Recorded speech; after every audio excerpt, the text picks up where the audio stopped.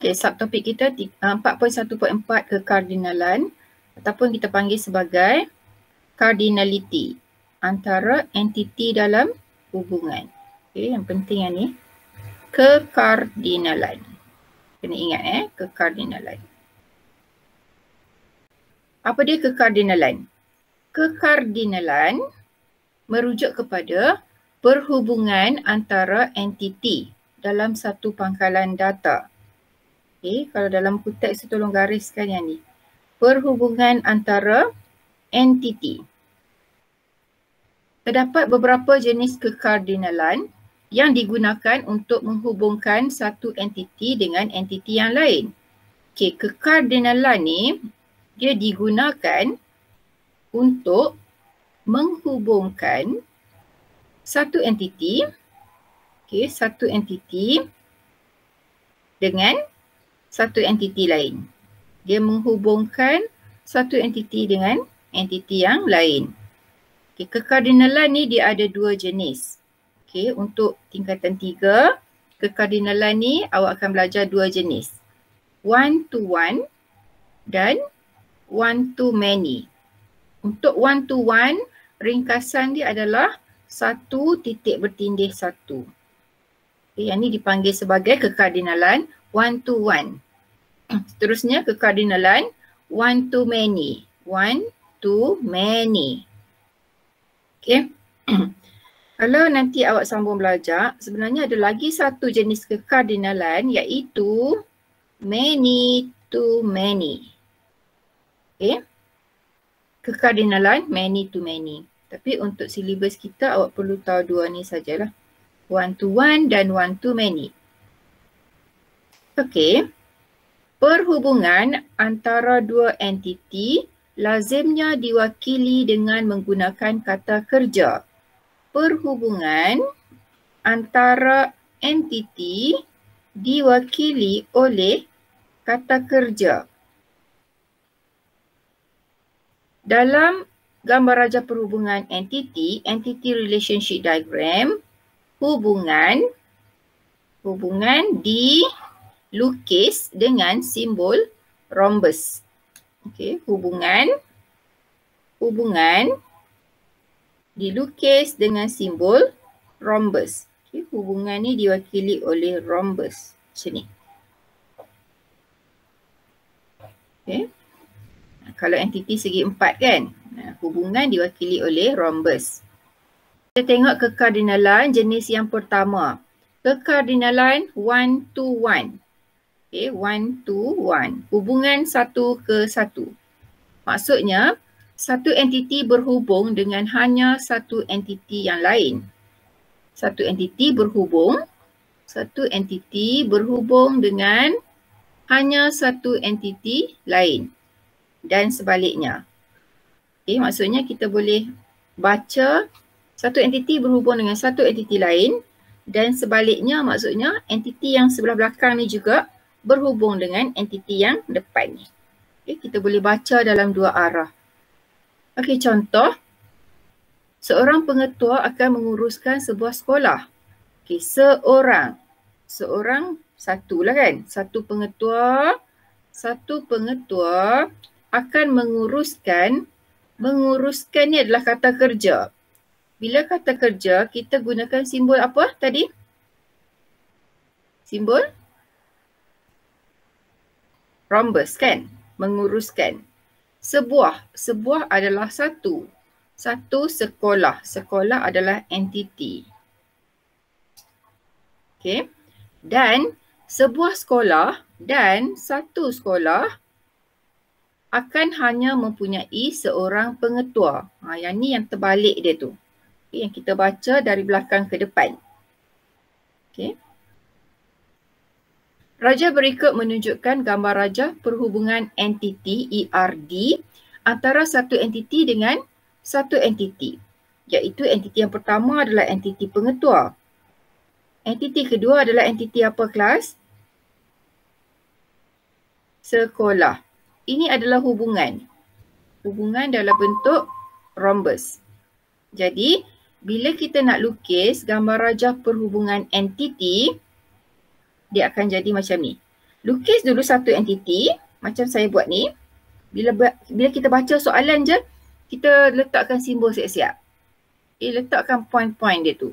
Seorang pengetua. Maksudnya ada entiti pengetua. Lepas tu kita ada entiti sekolah. Lukis dulu yang ni. Dua entiti lukis dulu. Pengetua.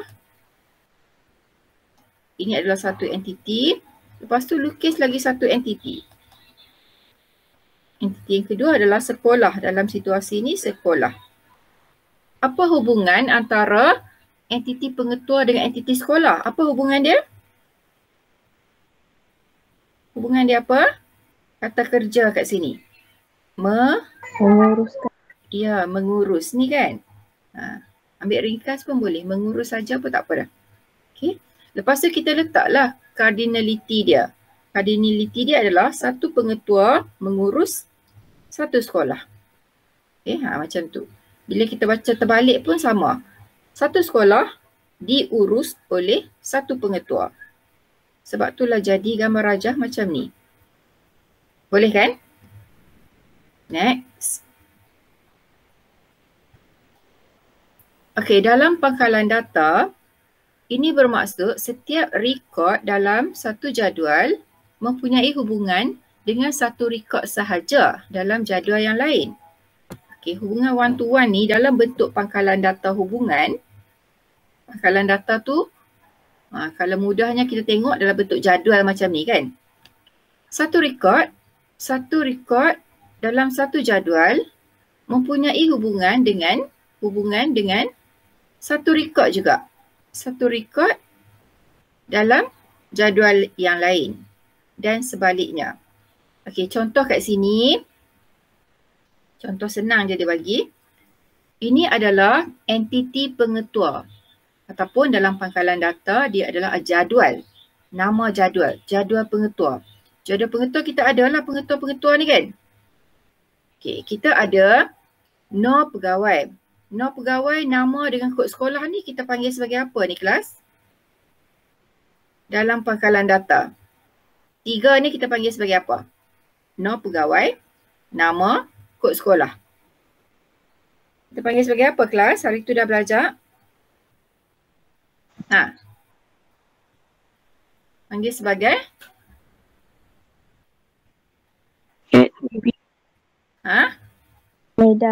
Medan, okey. Dia juga adalah atribut sebenarnya. Dalam ERD kita panggil ni sebagai atribut dalam ERD. Ini sebab dalam pangkalan data. Kita ada jadual pengetua dan kita ada 3 medan. Okay. No pegawai, nama dan kod sekolah. Okay, lepas tu kita ada lagi satu entiti, lagi satu jadual iaitu jadual sekolah. Dalam jadual sekolah pula ada berapa medan? Berapa medan? 5. Ya, betul. Okay, ada 5 medan. Macam tu lah kan. Okay, kita tengok kat sini. Dalam jadual pengetua, apakah kunci prima? Kunci yang membezakan satu rekod dengan rekod yang lain. Rekod tu yang ni kan? Yang baris ni rekod. Ini rekod, ini rekod. Apa dia kunci prima dalam jadual pengetua? Apa dia kunci prima?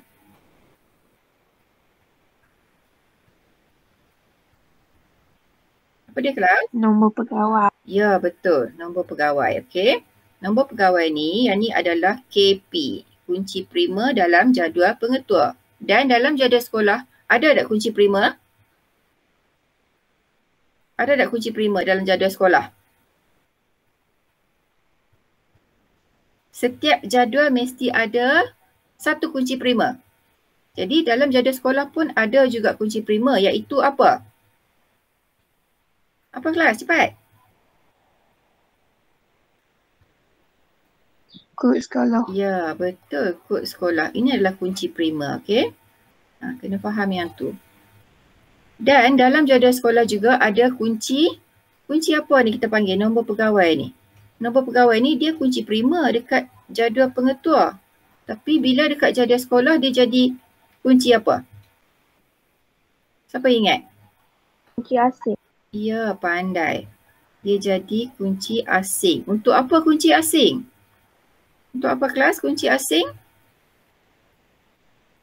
Untuk menghubungkan dua atau lebih jadual. Kena ingat tu.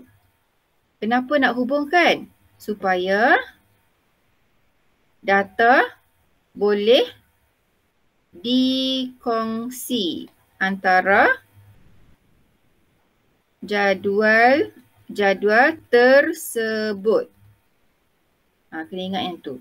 Okey, kita berbalik kepada cardinality 1 to 1 yang tadi tu. Maksudnya, satu pegawai, satu pengetua menguruskan satu sekolah saja. Dia akan pergi ke sini. Nampak? A12340 ni. Dia hanya urus sekolah ni je. Sekolah apa ni? SMK Bunga Orchid. Okey tak kelas? Itu maksudnya 1 to 1. Pengetua ni, Johari ni, 12341 ni, dia urus sekolah mana kelas? Sekolah yang kod dia yang ni kan? AAA 5679, SMK Seri Angkasa. Okey?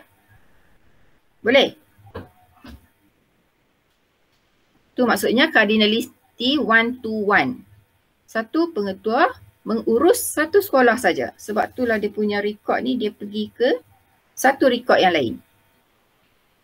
Okay. Setiap rekod dia akan berhubung dengan satu rekod sahaja dalam jadual lain. Faham kelas? Okey. Satu rekod daripada entiti pengetua hanya akan mempunyai cardinality 1 to 1 dengan satu rekod daripada entiti sekolah.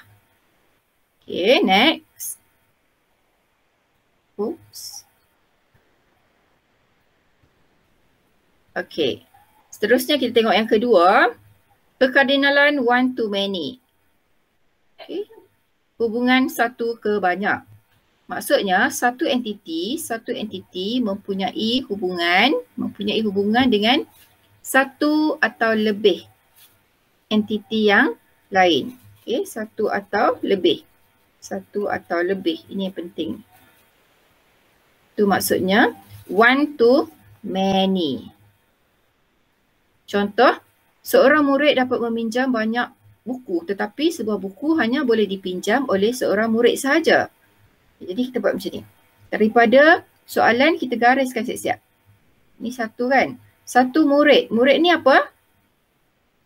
Entiti ke attribute? Kelas?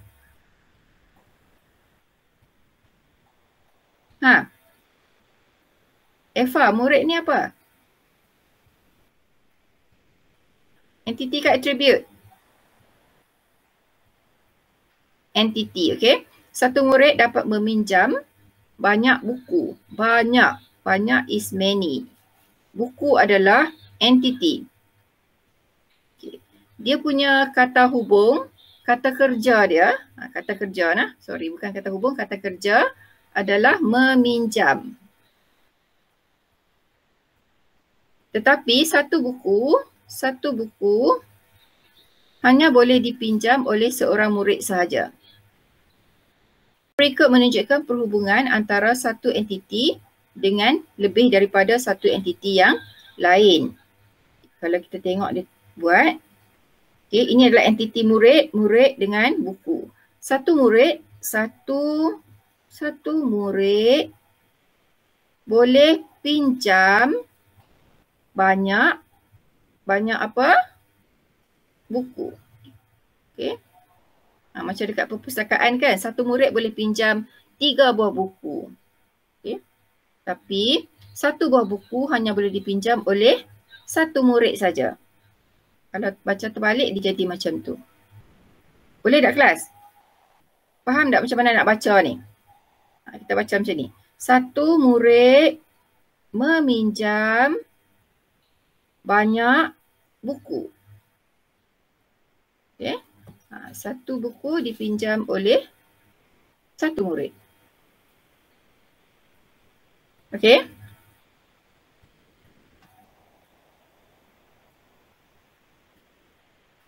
Okay, next.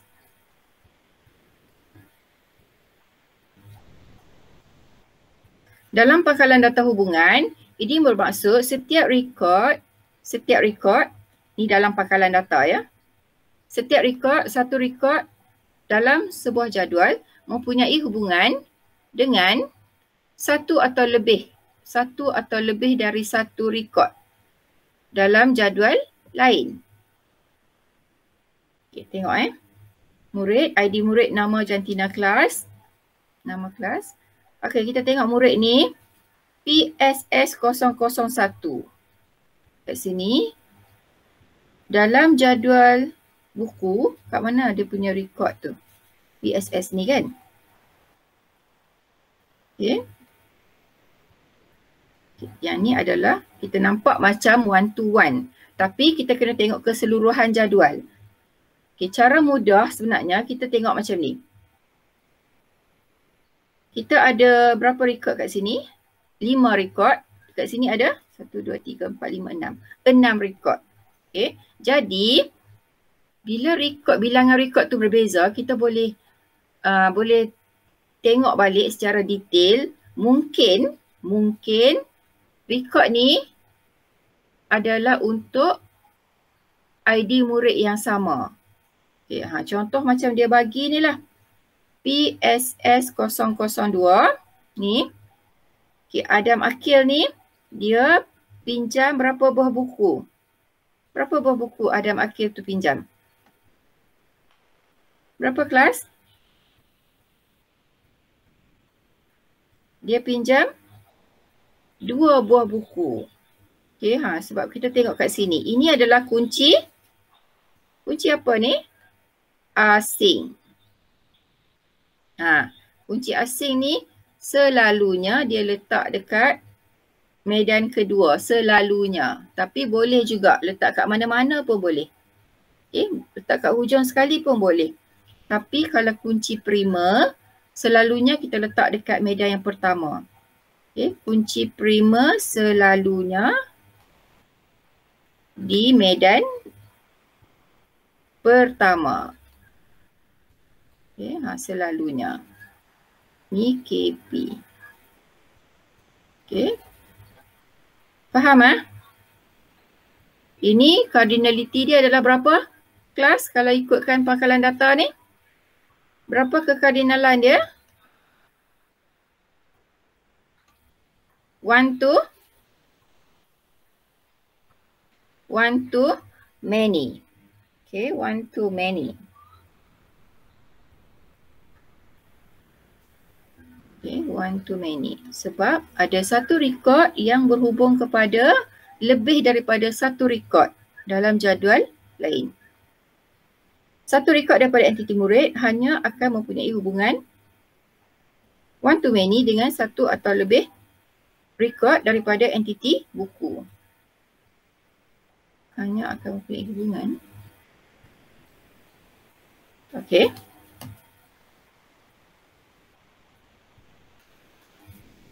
Contoh 4.5, lakaran jenis kekardinalan dalam lukisan gambar rajah perhubungan entiti bagi situasi berikut. Okey, dia bagi soalan macam ni. Seorang guru menjadi guru kelas bagi satu kelas sahaja. Bila awak baca ayat ni, apa yang kita kena gariskan? Seorang kan? Seorang. Guru. Guru adalah entiti. Menjadi guru kelas. Okey, menjadi guru kelas. Okey, yang ni dia punya kata kerja tu macam panjang sikit lah, menjadi guru kelas kan. Tak apa, nanti kita letak kata kerja lain untuk ganti. Bagi satu kelas. Okey, ada 2 entiti kat sini, jadi kita lukis dulu entiti dia. Guru dan kelas. Entiti mesti guna segi 4 tepat dan nama entiti adalah huruf besar. Okey, biasakan guna huruf besar. Okey, lepas tu kata kerja kat sini dia gunakan mengurus. Menjadi guru kelas ni dia ganti dengan mengurus. Boleh. Okey. Cardinality dia 1 to 1. Okey, 1 to 1. Macam tu dia lukis. Lagi satu yang B. Satu murid boleh mendaftar. Okey, ini adalah Kata kerja, mendaftar. Lebih daripada satu maksudnya many. Acara sukan. Okay, acara sukan ataupun acara. Dekat sini tulis acara kan. Jadi satu murid mendaftar banyak acara. Latihan ni nanti saya bagi dekat WhatsApp, awak cuba jawab. Okay, tulis tarikh hari ni. Hari ni berapa bulan? 9 ya? Latihan 9 hari bulan 9 2021. Latihan apa? Kardinaliti. Kekardinalan. Okay. Kekardinalan. Sorry, bukan kardinaliti ya. Ikut dalam buku teks. Kekardinalan. Tuliskan jenis kekardinalan dan lukiskan gambar rajah perhubungan bagi situasi berikut. Okay, mula-mula awak tulis dulu kekardinalan dia. Seorang warga negara boleh mempunyai satu kad pengenalan sahaja. Ini kekardinalan dia apa? Siapa tahu? One to one. Ya, macam tu. One to one. Lepas tu lukislah entiti dia apa? Entiti yang pertama apa? Warga negara. Ya, warga negara. Ni kan? Lepas tu, entiti kedua apa dia? Kad pengenalan. Ya, kad pengenalan. Buat cantik-cantik. Lepas tu kena letak apa kat tengah dia? Kata kerja, penghubung dia. Hubungan dia. Hubungan. Dalam hubungan kita letak kata kerja. Apa dia nak tulis kat dalam ni? Apa dia? Mempunyai. Okay, kekardinalan dia 1 to 1. Lukis macam tu. Okay, ini nombor yang A. Yang lain tu cuba buat sendiri, buat dalam buku nota. Okay, kelas. Next.